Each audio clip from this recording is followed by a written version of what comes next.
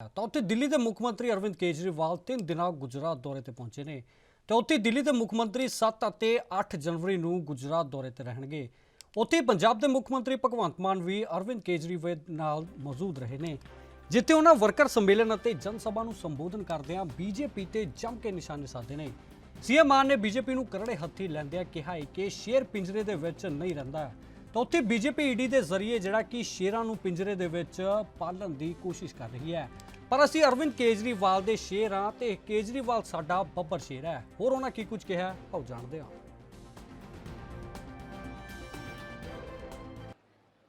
ये हमारे चेतर भाई जैसे शेरों को अंदर करेंगे क्या? शेर पिंजरे में नहीं रहता भाई साहब, पिंजरे में भी रहता है, घास नहीं खाता। शेर अपना शिकार खुद करता है भाई साहब। तो ये शेरों को पिंजरे में डाल रहे हैं। अरविंद केजरीवाल के शेर हैं, ये हमारा बब्बर शेर है और हम इनके शेर हैं भाई साहब। ऐसे जल्दी जल्दी तो नहीं भाई साहब बब्बर शेर को हाथ डालने देंगे हम। आ जाओ ईडी वालों बीडी वालों, चलो आओ, देखते हैं कहां कहां तक आओगे। मजाक बना रखा है यार, मजाक बना रखा है। जब भी कोई इलेक्शन होती है चेतर भाई को अंदर कर दो, जब भी कोई चुनाव आया अरविंद केजरीवाल को अंदर कर दो। हद है यार, मतलब हम इलेक्शन ही नहीं लड़ सकते क्या? देश तुमने आजाद करवाया था। अरे भगत सिंह की कुर्बानियां भूल गए, राजगुरु सुखदेव की कुर्बानियां भूल गए। 23 साल की उम्र में फांसी के रस्से चूमे भाई साहब, आपने करवाया था याद यार। तुम कौन होते हो हमें देशभक्ति के सर्टिफिकेट देने वाले? हद है, हैरानी है, कमाल है। लेकिन आदिवासी समाज के साथ खड़े हम, हमें पता है आप लोग मेहनती लोग हो, हमें आपकी हाथों की और पैरों की दोनों लकीरें पता है भाई साहब। हमने खुद खेती का काम किया हुआ है, 25-25, 30-30 फुट गहरे कुओं में से निकले हुए लोग हैं हम लोग। आप भी ऐसे लोग हैं। इन लोगों के हाथ में देश दे दिया हमने, कुछ नहीं होता। पंजाब से आया हूं, पंजाब में 42,000 सरकारी नौकरियां देके आपके सामने खड़ा हूं 20 महीने में, सिर्फ 20 महीने में। पटवारी, सब इंस्पेक्टर, क्लर्क, एसडीओ, अभी जाने के बाद भी 10 तारीख को 700 नौकरियों का और नियुक्ति पत्र बांट रहा हूं। 700 नौकरियों का 10 तारीख को चंडीगढ़ जाके बांटूंगा। और पंजाब में 90% घरों को बिजली का बिल जीरो आता है जी, बिजली का बिल बिल्कुल जीरो आता है जी। और पंजाब ने एक नई उल्टी गंगा बहाई। आमतौर पे सरकार आती है, सरकारी संस्थाओं को घाटे में दिखा के अपने मित्रों को बेच देते हैं। लेकिन पंजाब सरकार ने 6 दिन पहले सरकारी जो बिजली बोर्ड है हमारा, उसने एक प्राइवेट थर्मल प्लांट को खरीद लिया कि तुम हमसे नहीं चलेगा तो हम चला के दिखाएंगे। ये नीयत है भाई साहब, ये अरविंद केजरीवाल की सोच है, ये अरविंद केजरीवाल का खींचा हुआ एक नक्शा है। इस पे चलना है, अगर तो इस पे चल सकते हो तो चल लो, वरना सत श्री अकाल, वरना नमस्कार। अगर आपको पैसा चाहिए, अगर आपको फेम होना है, फोटो लगवानी है, तो किसी और पार्टी में चले जाओ। हाँ, अगर देश की सेवा करनी है, जेल जा सकते हो, जेल जाने में कोई दिक्कत नहीं है। मुख्यमंत्री बन के भी घाटे में रहना पड़ेगा तो हम आ जाओ मेरी पार्टी में, आ जाओ जी अरविंद केजरीवाल की पार्टी में।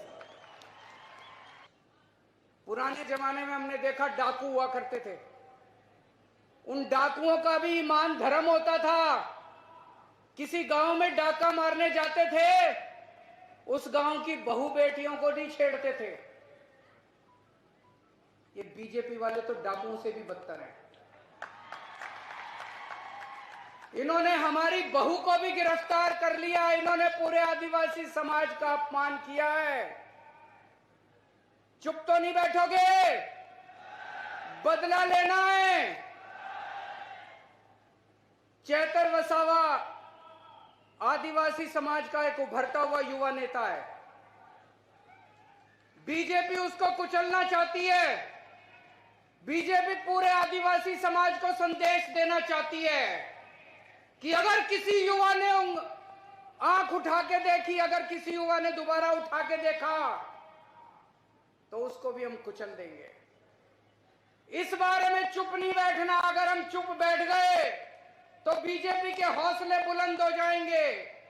बीजेपी को डर लगता है कि अगर चेतर वसावा आगे बढ़ गया तो ये आदिवासियों के हक की बात करने लगेगा, आदिवासियों को हक दिलाना चालू करेगा।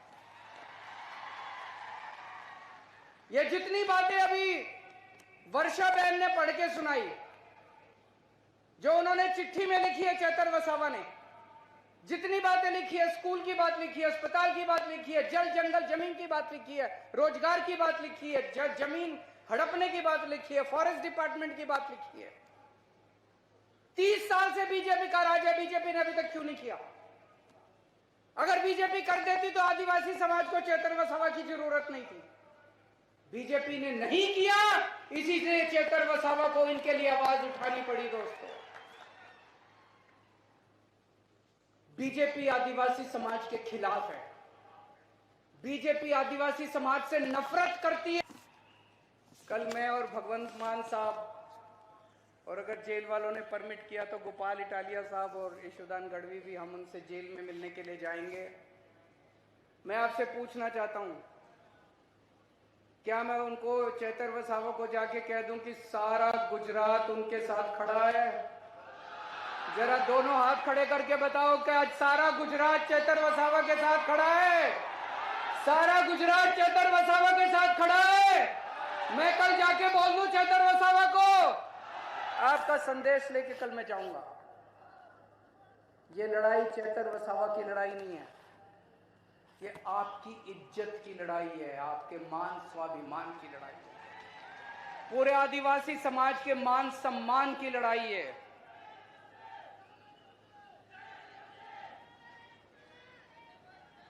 अगर आज आप चुप रहे, अगर आज आप चुप रहे, अगर आज आप बैठे रहे, तो ये बीजेपी वालों के हौसले बुलंद हो जाएंगे।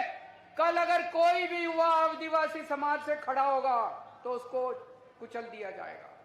हमें चुप नहीं रहना, उठो, खड़े हो जाओ सब लोग। और आज हम लोगों को ये बीजेपी को संदेश देना है कि अब इनके अत्याचार नहीं चलेगा, अब इनका अपमान नहीं चलेगा। ये अपमान हम सहने वाले नहीं है। दोस्तों, आज मैं ऐलान करना चाहता हूं, आम आदमी पार्टी की तरफ से आने वाले लोकसभा चुनाव में भरूच सीट से चेतर वसावा लोकसभा का चुनाव लड़ेंगे।